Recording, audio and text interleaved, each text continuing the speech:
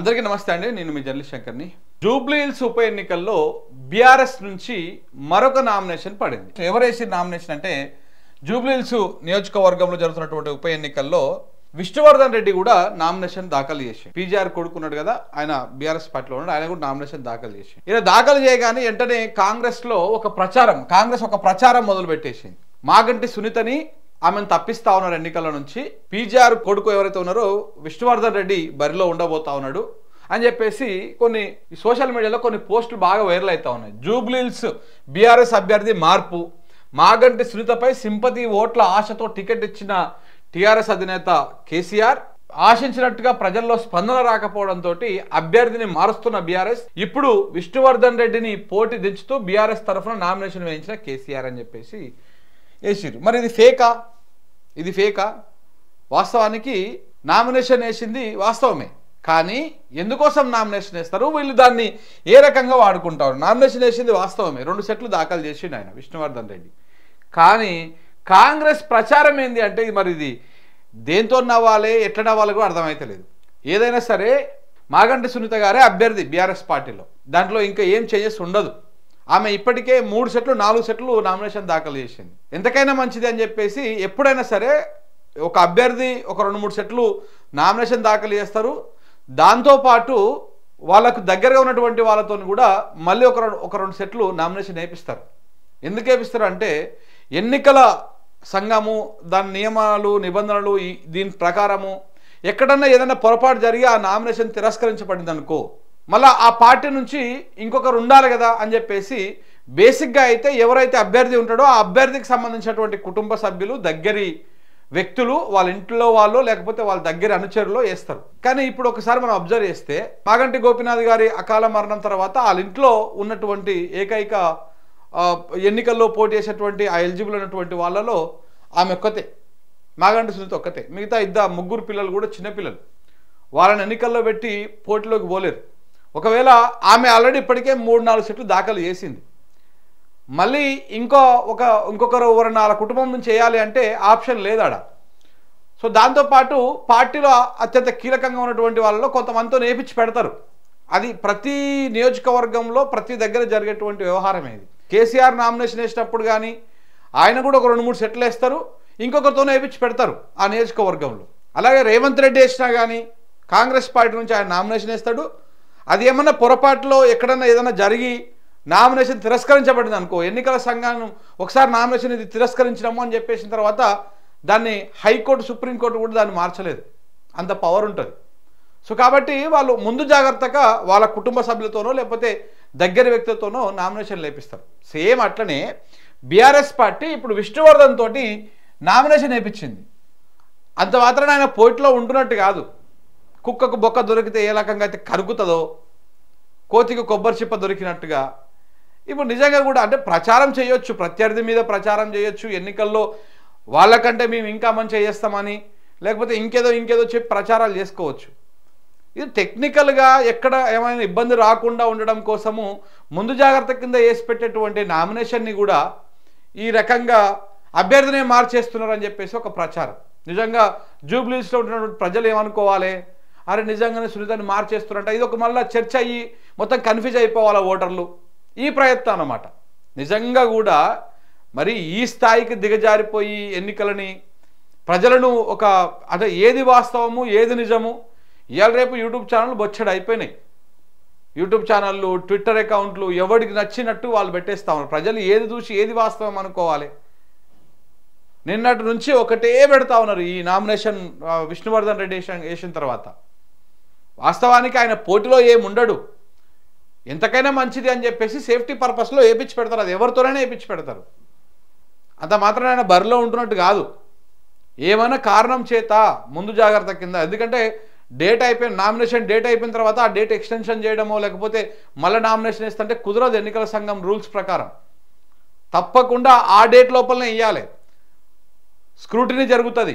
Scrutiny జరిగిన తర్వాత ఎవరెవరు ఉంటున్నాయి, ఎవరెవరు పోతున్నాయి, నామినేషన్ ఎంతమందివి యాక్సెప్ట్ అయినాయి, ఎంతమందివి రిజెక్ట్ అయినాయి, ఇవన్నీ తేలుతాయి. ఇవన్నీ తేలిన తర్వాత మీరు విత్డ్రా ఉంచుకుంటారా తీసేస్తారా, ఎవరైతే అప్రూవల్ అయినటువంటి నామినేషన్లు ఉంటాయి కదా ఇవన్నీ విత్డ్రా చేసుకుంటారా అలాగనే ఉంచుకుంటారా అని చెప్పేసి ఒక టైం ఇస్తారు.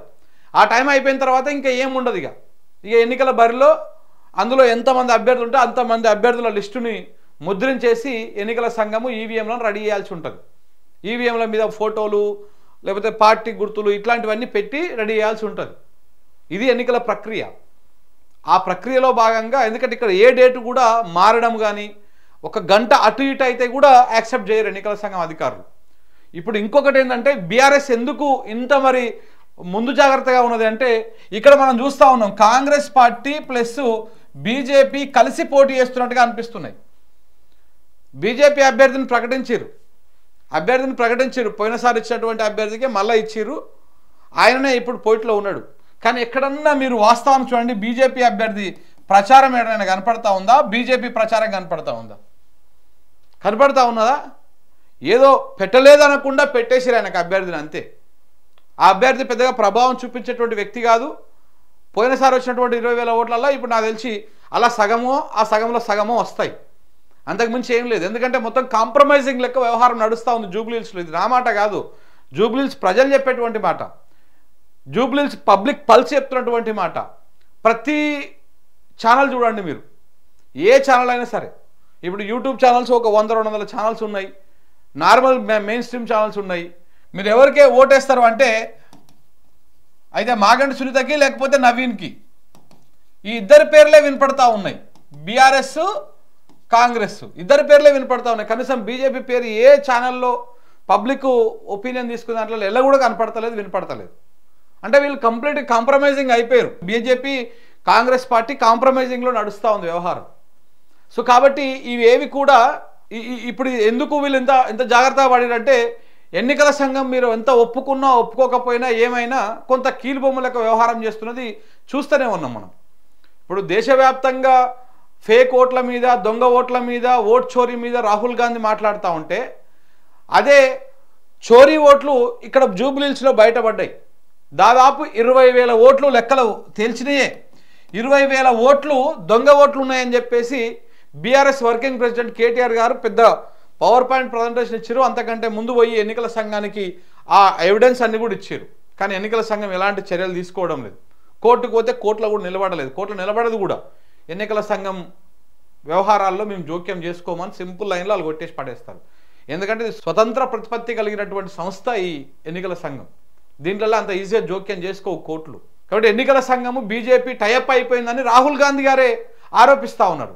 ఎన్నికల సంఘం బీజేపీ టైఅప్ అయిపోయిందని వారు ఆరోపిస్తూ ఉన్నారు. ఇక్కడ జూబ్లీహిల్స్లో కాంగ్రెస్ బీజేపీ టైఅప్ అయినట్టు చాలా స్పష్టంగా కనపడతా ఉన్నది. దాంతోపాటు ఎంఐఎం కూడా ఇక్కడ కాంగ్రెస్తోనే కలిసి ఉన్నది. చాలా విచిత్రమైనటువంటి వ్యవహారం. ఇక్కడ చూడండి, జూబ్లీహిల్స్లో బీఆర్ఎస్ ఒక్కటి పోటీ చేస్తూ ఉన్నది ఒకవైపు నుంచి. ఈ డబ్బాలో కాంగ్రెస్ ప్లస్ ఎంఐఎం అఫీషియల్గానే కలిసేస్తాయి. ఇంకా అభ్యర్థిని పెడతలేదు ఎంఐఎం. అన్అఫీషియల్గా అభ్యర్థిని పెట్టిన లోపల మాత్రము కాంగ్రెస్ అభ్యర్థికి సపోర్ట్ చేసే విధంగా బీజేపీ కూడా వీళ్ళకే అనుకూలంగా ఉన్నది. ఇవన్నీ మళ్ళీ ఒకరికొకరు పడనట్టుగా నటిస్తూ ఉంటారు బయట. ఇక్కడ కాంగ్రెస్కు బీజేపీకి అస్సలకే పడదు. రెండు జాతీయ పార్టీలు జాతీయ స్థాయిలో అయితే నువ్వు ఉండాలి నేను ఉండాలని కొట్లాడేటువంటి పార్టీలు. బీజేపీకి ఎంఐఎంకి అస్సలకే పడదు. బీజేపీ హిందుత్వ ఎజెండా, ఎంఐఎంది ముస్లిం ఎజెండా. కానీ ఇప్పుడు ఈ మూడు పార్టీలు ఒకటే వరలో ఉన్నాయి జూబ్లీహిల్స్లో.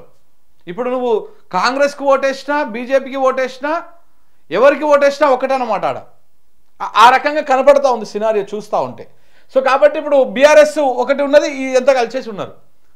అందుకే ఇప్పుడు ఎన్నికల సంఘం కూడా కొంత అటు ఇటుగా బీజేపీ చేతుల్లోనే ఉంటుందని చెప్పేసి రాహుల్ గాంధీ మాట్లాడుతూ ఉన్నాడు. కాబట్టి ఇక్కడ ఏమైనా కుట్ర చేసి ఈసీని ఏమన్నా అది వేసి ఇక్కడ నామినేషన్లు తిరస్కరించడానికోసం ఒకవేళ వరస్ట్ కేసులో మాగంటి సునీతది ఏదో ఒకటి టెక్నికల్గా ఏదో బాలేదని చెప్పేసి ఒక టెక్నికల్ పాయింట్ మీద ఆమె నామినేషన్ తిరస్కరిస్తే ప్రాబ్లం అవుతుంది. అందుకని ముందు జాగ్రత్త కింద విష్ణువర్ధన్ రెడ్డితో నామినేషన్ వేయించి పెట్టిరు అట్లా, అంతే. దాన్ని అస్త్రంగా పెట్టేసుకొని కొన్ని ఫేక్ అకౌంట్లు అన్నీ కూడా తిప్పుతా ఉన్నాయి. అభ్యర్థిని మార్చేసిరు అని. వాస్తవానికి అదేది మార్చలేదు. వాళ్ళ ఇంట్లో 3 పిల్లలు ఉన్నారు, 2 ఆడపిల్లలు ఉన్నారు, ఒక అబ్బాయి ఉన్నాడు. వాళ్ళందరూ కూడా కిడ్స్. వాళ్ళతోని నామినేషన్ వేయించి ఇట్లా ఉండదు. అందుకనే జాగ్రత్తగా మీరు చూడండి, 3 కాదు 4 సెట్లు దాఖలు చేసింది మాగంటి సునీత. ఎందుకు దాఖలు చేసింది? ముందు జాగ్రత్త కింద వీళ్ళు ఏమన్నా కుట్రలు చేస్తూ ఉంటారు, ఇబ్బంది అవుతుందని చెప్పేసి ఆమెతో 4 సెట్లు దాఖలు చేయించారు. విష్ణువర్ధన్ రెడ్డితో కూడా 2 సెట్లు దాఖలు చేయించి పెట్టిరు. ఏమో ఏ పరిస్థితి ఎట్లా ఉంటుందో. ఒకవేళ ఈ కుట్ర చేసి, ఎందుకంటే ఆమె సింపతి వర్కౌట్ అవుతా ఉన్నది. సింపతి వర్కౌటే కాదు, కొంత మాగంటి గోపినాథ్ మీద అక్కడ కొంత పాజిటివ్ వైబ్ ఉన్నది జూబ్లీ హిల్స్లో కొంత. కాబట్టి ఏమన్నా ఆమె నిలబడకుండా ఉంటే ఇంకా కాంగ్రెస్ వాళ్ళకి గెలుపు ఈజీ అవుతుంది అన్నట్టుగా కొంత వాళ్ళు ప్రయత్నం చేస్తున్నట్టుగా బీఆర్ఎస్ వాళ్ళు ఆరోపిస్తూ ఉన్నారు. సో కాబట్టి ఇవన్నీ కూడా ఈ తప్పుడు ప్రచారాలు దయచేసి ప్రజలు నమ్మకండి. వాస్తవాలు తెలుసుకోండి. సరే, మీకు ఎవరికి ఓటేయాలనుకొస్తే వాళ్ళకి ఓటేయండి. కాంగ్రెస్ పార్టీకి ఓటేస్తారా, బీఆర్ఎస్కి వేస్తారా, బీజేపీకి వేస్తారా, లేకపోతే ఇండిపెండెంట్ అభ్యర్థులు పోటీ చేస్తూ ఉన్నారు వాళ్ళకి వేస్తారా, నిరుద్యోగులు పోటీ చేస్తూ ఉన్నారు వాళ్ళకి వేస్తారా, ఎవరికి వేస్తారో మీ ఇష్టం వచ్చినటువంటి వాళ్ళకి వేసుకోండి. కానీ ఇట్లా ఫేక్ ప్రచారాలు చేస్తున్నటువంటి బ్యాచ్ని కొంత పసిగట్టండి. జూబ్లీహిల్స్ ఎన్నిక జూబ్లీహిల్స్ కోసమే కాదు, తెలంగాణ భవిష్యత్తు కోసం కూడా ఈ ఎన్నిక జరుగుతుంది అని చెప్పేసి మీరు దృష్టిలో పెట్టుకోండి. ఈ ఎన్నికల్లో కాంగ్రెస్ పార్టీ దెబ్బతింటే రాష్ట్రం ఎలా ఉంటుంది, కాంగ్రెస్ పార్టీ గెలిస్తే ఎలా ఉంటుందో ఆల్రెడీ ప్రజలంతా చూస్తూనే ఉన్నారు. మనం కొత్తగా చెప్పాల్సినటువంటి అవసరం లేదు. ఈడ కాంగ్రెస్ పార్టీ గెలుపోవటంలో మీదనే మాట్లాడుకోవాలి మనం. వేరే వాళ్ళ గెలుపోవటంలో, వేరే వాళ్ళకి గెలుస్తారా ఓడతారా సంబంధం లేదు. కాంగ్రెస్ పార్టీ గెలిస్తే ఏంటి, కాంగ్రెస్ పార్టీ ఓడిపోతే ఏంటి. హైడ్రాని గుర్తు చేసుకోండి, జరుగుతున్నటువంటి దుర్మార్గాలు గుర్తు చేసుకోండి, గన్ కల్చర్ని గుర్తు చేసుకోండి, అదుపు తప్పుతున్నటువంటి లా అండ్ ఆర్డర్ని గుర్తు చేసుకోండి, పేదోడి గుడిసెల మీదకి పోతున్నటువంటి బుల్డోజర్లను గుర్తు చేసుకోండి. ఒకవేళ రేవంత్ రెడ్డి గారు అద్భుతంగా పరిపాలన అందిస్తే ఆయన పరిపాలనను గుర్తు చేసుకోండి. ఆయన ఇస్తున్నటువంటి ఫ్రీ బస్సును గుర్తు చేసుకోండి. ఆయన ఇస్తున్నటువంటి ఏవేవైతే 6 గ్యారంటీలు ఇస్తే 6 గ్యారంటీలు అమలు అయితే ఉంటే వాటిని గుర్తు చేసుకొని ఎవరికి ఓటేయాలనో వాళ్ళకి వేయండి జూబ్లీహిల్స్ ప్రజలు. కానీ ఈ తప్పుడు ప్రచారాలను నమ్మేసి అభ్యర్థి మారిపోయిందంట, ఇదంట అదంట అనేటువంటి అనవసరమైన చర్చను తీసుకొచ్చి దాన్ని మిస్లీడ్ చేసేటువంటి ప్రయత్నం కొంతమంది చేస్తూ ఉన్నారు. వీటి విషయంలో అలర్ట్గా ఉండాలని నేను ఈ వీడియో రికార్డ్ చేస్తా ఉన్నాను. Thank you very much.